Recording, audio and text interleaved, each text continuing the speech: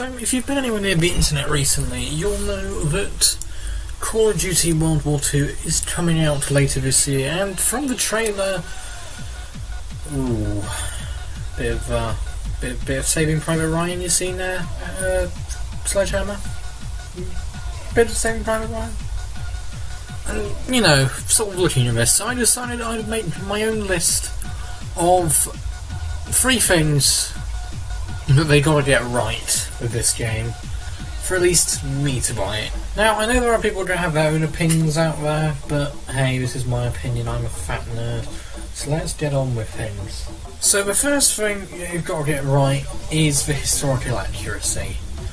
I know that Call of Duty have tried it in the past, and you know, they've been fairly successful at it. It's just that this time I think it counts, because we all know that if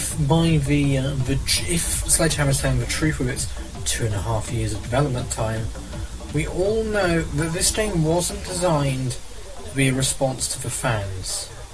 It was designed to make some of that cool hard cash from DICE and Battlefield 1. Simply, that's all it is. Pretty much, this game. And if they get it right, I will buy it. But they can't get the historical accuracy right, because that's one of, I mean, it's not the main reason why Battlefield 1 sold, but it's a fairly good reason why it sold, because a lot of people that like sort of vintage firearms and the whole sort of history of World War 1 actually did enjoy the game for its historical accuracy. If they start shoving stuff in like Panzer 8s and experimental late war weapons and stuff like that, even sort of early Korean War stuff, it's going to really miff me off. The second thing is, please get rid of all the 10-year-olds that play it.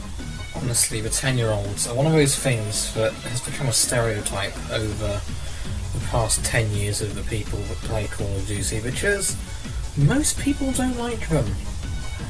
Now, you probably know about the 10-year-old I'm talking about here, not the responsible person that keeps their mic quiet and tries at least to put on a deep voice and responds calm, collectively, and maybe has a fit of rage every now and again, but is fairly calm about it. No, I'm talking about the normal 10-year-old that squeaks, screams, and makes your mum jokes 24/7, 365 days a year. Because that's how much time they spend living in their basement playing Call of Duty Infinite Warfare. One of the reasons why a lot of 10-year-olds flock to the COD series, apart from the fact that they're 10 and they think it's cool, because really you kind of look a bit like a nosy twat, is the fact that they can go around getting 420 nose scopes and MLG trick shots. The sort of people that actually use those memes seriously. You're probably now going to start the question, Charlie, you state those memes in all your videos. Well, I do. That's kind of a sort of jokey, non-serious reference, usually because they're quite loud. Whereas some of these kids would actually start putting these in and think, oh look, I've got a picture of Mountain Dew and some weed. I'm really cool, my dudes. Enough. But back to my point, not raging about MLG, is the fact that they believe they can go around getting 420 no-scopes and the such, like I mentioned. Please, for the love of God, this is sort of an extra point shoved in there, please make sure the physics stop them from doing that. That's one of the things that Battlefield 1 got right, was the fact the physics were fairly realistic for gunplay. I mean, they're not like really being in the middle of a war, but they're better than, I don't know, Infinite Warfare's you can jump along walls and rubbish. The third and final point you may ask, is probably you've already guessed it if you've actually seen the tiny little, 1 minute long video I made based on the whole COD World War II thing. Please, for the love of Christ, at least in multiplayer, because from what I've heard about single player, you can't.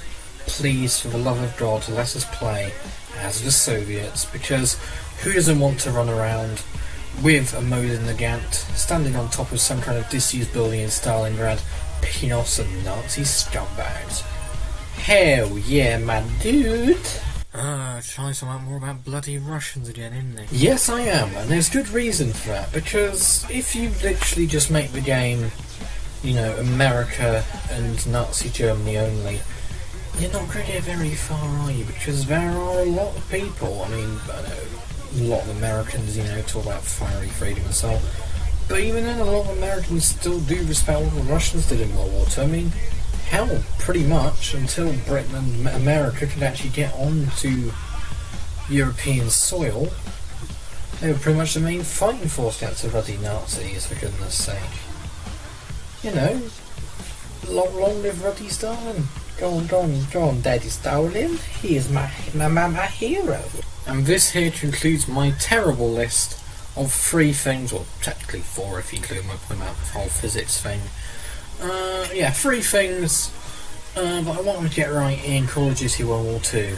Thank you for watching, and go watch trailers and stuff if you haven't seen them yet, because the whole Saving Private Ryan thing, yeah, you'll see where I'm coming from once you watch it. And then go watch Saving Private Ryan intro if you haven't seen it yet. I've spoken way too much about Saving Private Ryan, you know.